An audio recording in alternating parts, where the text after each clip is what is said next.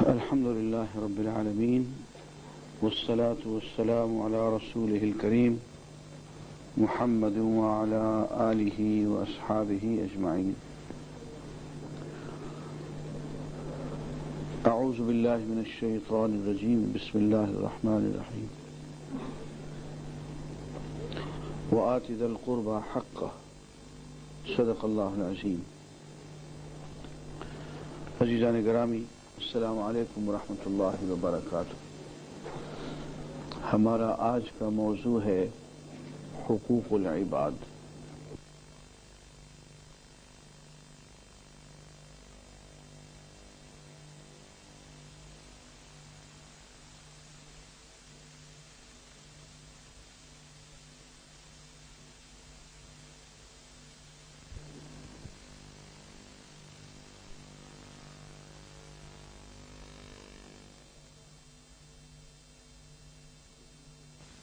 پھر دو چیزوں پہ مشتمل ہے، اخلاق اور معاملات. یوں دین کے چار بنیادی عناصر ہیں: عقائد، عبادات، اخلاق اور معاملات. عقائد درست ہوں گے تو عبادات درست ہوں گی، عبادات درست ہوں گی تو اخلاق درست ہوں گے، اور اخلاق درست ہو جائیں گے تو معاملات درست ہو جائیں گے. اور فرمایا کہ الدین المعاملہ، دین معاملے کے درست ہو جانے کا نام ہے.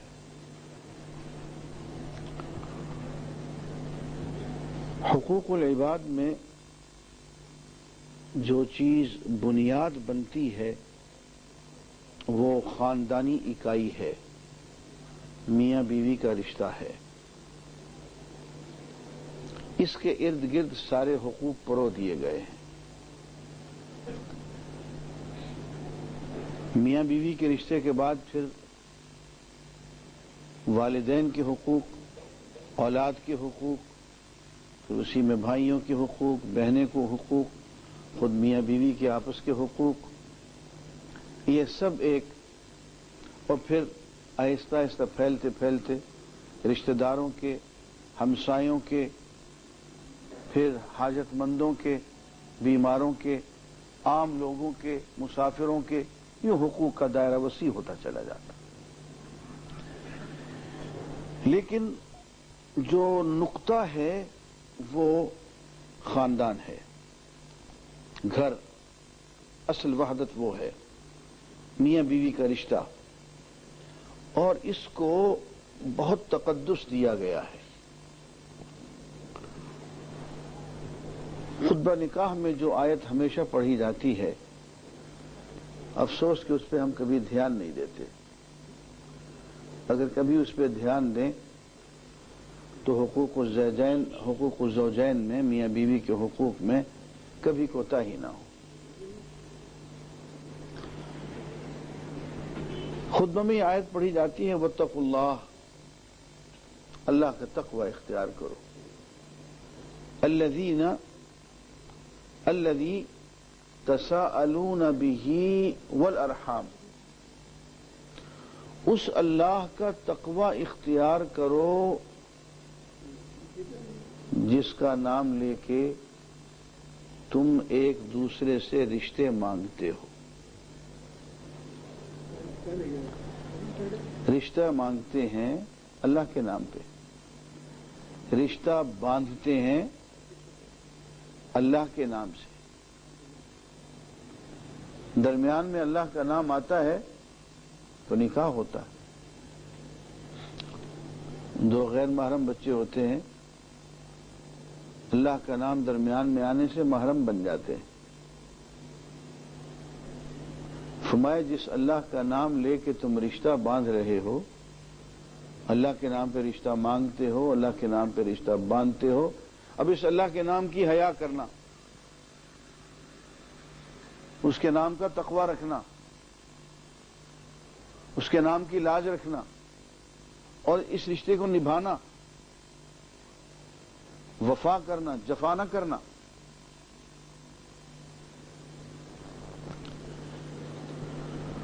اور یہ پھر ایک دائرہ بنتا ہے بہت بڑا. جس کے بارے میں فرمایا وَآتِ ذَا الْقُرْبَى حَقَّهُ، رشتہ داروں کو ان کا حق ادا کر دیا کرو۔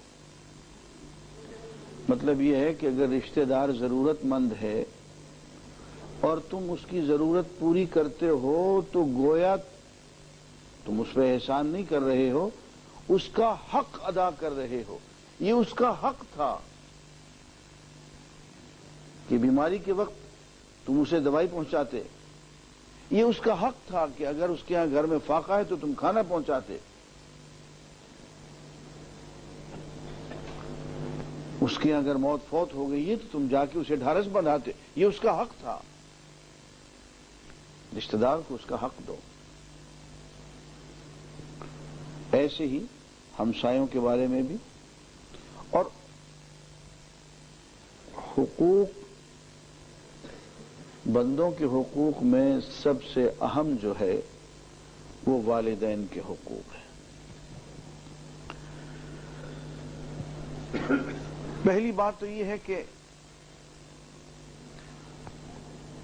عقائد کے ذریعے سے بھی، عبادات کے ذریعے سے بھی، اخلاقی تربیت کے ذریعے سے بھی، یہ جو تینوں مدارج آ رہے ہیں، مومن کے اندر ایک مزاج پیدا کیا جاتا ہے، اور وہ مزاج جو ہے احسان کا ہے،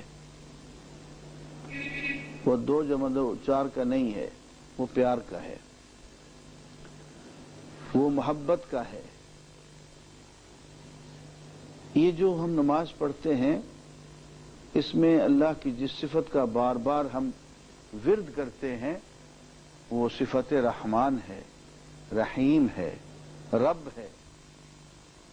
الحمدللہ رب العالمین الرحمن الرحیم۔ تو ربوبیت، رحمانیت، رحیمیت، اللہ کی یہ صفات ہمارے اندر عکس ڈالتی ہے، اور یہ ساری پیار کی صفات ہیں۔ پالنا پیار کی صفت ہے، رحمانیت، رحیمیت سب پیار کی صفات ہے، یہ سب مانتا ہے۔ تو ایک نمازی جب دھیان سے نماز پڑھتا ہے اور اپنے دل کے برتن کو اس نے اوندھا رکھا ہوا نہیں ہوتا ہے، سیدھا رکھتا ہے، تو اللہ کی رحمت جس طرح سے بھی اس کے دل پہ منعکس ہوتی ہے، اس میں یہ 3 صفات جو ہیں بھرپور انداز سے اس کے اندر داخل ہوتی ہیں، ربوبیت، رحمانیت، رحیمیت، اور یوں اس کا دل ممتا سے، پیار سے، شفقت، ایثار سے لبریز ہو جاتا ہے، اور وہ موقع ڈھونڈتا ہے اس ممتا کو لٹانے کے۔ کوئی موقع ہو میں لوگوں کی خدمت کروں، میں پیار کروں، میں کسی پہ خرچ کروں، میں کسی کے ساتھ بیٹھ کے پیار کی بات کروں، ڈھارس بندھاؤں، اس کے غم میں شریک ہوں، اس کی خوشی میں شریک ہوں۔ یہ نماز سکھاتی ہے۔ یہی وجہ ہے کہ نماز کے فوراً بعد زکوٰۃ کا ذکر آتا ہے، ہمیشہ آتا ہے۔ فرمایا المؤمن مألف، مومن الفت کا سراپا ہوتا ہے، ولا خیر فی من لا یؤلف ولا یؤلف، اس شخص میں کوئی خیر نہیں ہے جو دوسروں سے الفت نہ کرے اور دوسرے لوگ اس سے الفت نہ کریں۔ فرمایا المؤمن للمؤمن کالبنیان یشد بعضه بعضا ثم شبک بین اصابعه۔ حضور اکرم صلی اللہ علیہ وسلم نے فرمایا کہ ایک مومن دوسرے مومن کے لیے ایک دیوار کی طرح سے ہوتا ہے کہ دیوار کی ایک اینٹ دوسری اینٹ کو مضبوط کرتی چلی جاتی ہے، اور یہ کہتے ہوئے آپ نے اپنی انگلیوں کو یوں کر لیا کہ مومن آپس میں یوں ہوتے ہیں۔ فرمایا اللہ رفیق ویحب الرفق ومن حرم الرفق فقد حرم خیرا کثیرا۔ اللہ بہت نرم مزاج ہیں، پیار والے ہیں، اور نرم مزاجی کو، پیار کو پسند فرماتے ہیں، اور جو شخص نرم مزاجی سے اور پیار سے محروم ہو گیا وہ خیر کثیر سے محروم ہو گیا۔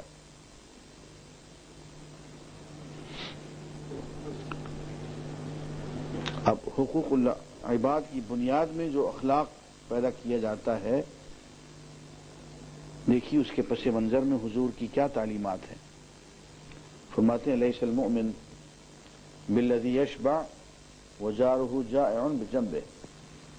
وہ شخص مومن نہیں ہے جو خود پیٹ بھر کھا لے اور اس کا ہمسایہ ساتھ ہی اس کے پہلو میں بھوکا پڑا ہوا ہو. اور دیکھیے میں پہلے بھی عرض کیا کرتا ہوں کہ بہت جھک ماری فلسفے میں ہم نے. پورا فلسفہ اس ایک جملے کی تاب نہیں لا سکتا. ایتھکس بحیثیت مضمون کے آج سے یعنی یوں سمجھ لیجئے 2500 سال پہلے سے چلی بہت زوروں آج تک چلی آ رہی ہے. یہ فیصلہ نہیں کر پائے کہ خیر کیا ہے شر کیا ہے. اب ایک جملہ پڑھتا ہوں اور ہر ایتھیکل فلاسفر جو ہے اسے چکرا جائے گا اور پتہ چلے گا کہ یہ جملہ کسی فلسفی کا نہیں ہے, کسی دانش مند اور سیانے انسان کا یہ جملہ نہیں ہے. یہ جملہ صرف اللہ کے رسول کا ہو سکتا ہے. فرمایا لا یؤمن عبد حتی یحب لأخیہ ما یحب لنفسہ. بندہ اس وقت تک صاحب ایمان نہیں ہو سکتا جب تک کہ دوسرے شخص کے لیے, دوسرے بھائی کے لیے وہی کچھ نہ چاہے جو اپنے لیے چاہتا ہے. کیا معیار ہے؟ کوئی خیر کی بات اس میں سے باقی نہیں رہتی. غور کر لیجئے آپ, یہ ایک معیار دے دیا. خیر والے ہو, اچھے ہو, نیک دل ہو, تو اس کی پہچان یہ ہے کہ دوسرے کے لیے وہی کچھ چاہو گے جو اپنے لیے چاہتے ہو. اور اگر ڈبل سٹینڈرڈ والے ہو, منافق ہو, دوغلے ہو, تو دینے کے ترازو اور ہوں گے, پھر لینے کے باٹ اور ہوں گے. دوسروں کے ساتھ سلوک اور اپنے ساتھ اور ڈبل سٹینڈرڈز ہوں گے. پھر ڈبل سٹینڈرڈز والے لوگ فرمایا اہل ایمان نہیں ہوا کرتے.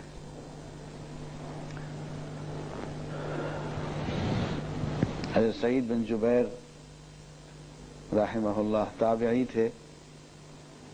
حجاج بن یوسف کے ہتھے چڑھ گئے, گرفتار کر لیا اسے.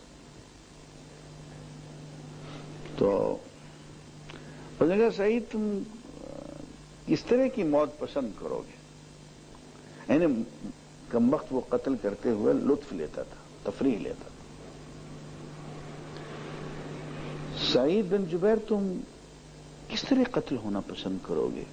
میں تمہیں کیسے قتل کروں؟ فرماتے ہیں حجاج جس طرح کا قتل ہونا تم پسند کرو اپنے لیے ویسے ہی مجھے بھی قتل کر دو, اس لیے کہ تمہیں بھی ویسے ہی قتل کیا جائے گا. اب وہ چلا گیا. یہ اہل اللہ بڑے جری لوگ ہوتے ہیں. عباسی خلیفہ ایک عالم کی مجلس میں بیٹھا ہوا, تو وہ ایک مکھی تھی, وہ بار بار وہ اس کو تنگ کر رہی تھی عباسی خلیفہ کو. تو عالم دین سے کہتا ہے کہ حضرت یہ بتائیے اللہ تعالیٰ کو کیا ضرورت پڑی تھی کہ یہ مکھی بھی پیدا کرتا؟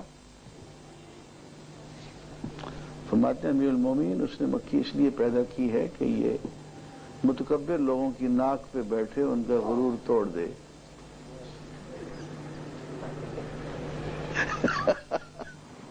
متکبر لوگوں کی ناک پہ بیٹھے اور ان کا غرور توڑ دے. اور کیا کیا جواب ہو سکتا ہے اس بات کا؟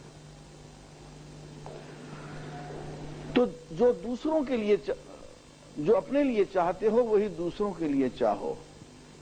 خیر کا اس سے بڑا کوئی معیار نہیں ہو سکتا.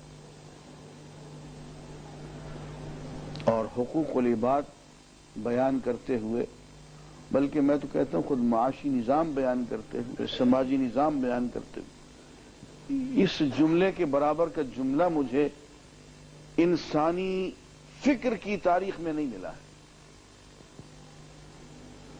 کہ دوسروں کے لیے وہی کچھ پسند کرو جو اپنے لیے پسند کرتے ہو.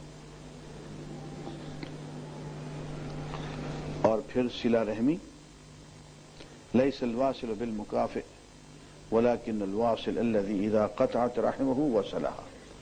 فرمایا کہ صلہ رحمی کرنے والا وہ شخص نہیں ہے جو نیکی کے بدلے میں نیکی کرے، کہ رشتہ دار جو ہیں نیک سلوک سے پیش آ رہے ہیں تو یہ بھی نیک سلوک سے پیش آ رہا ہے، رشتہ دار اگر جو ہیں وہ قطع رحمی سے پیش آ رہے ہیں، بد سلوکی کر رہے ہیں تو ہاں جناب بھی کٹ کے ایک طرف ہو گئے، یہ صلہ رحمی نہیں۔ صلہ رحمی فرماتے ہیں یہ ہے کہ جب رشتہ دار اس سے کٹ کے دور ہوں، اس کے ساتھ بد سلوکی کریں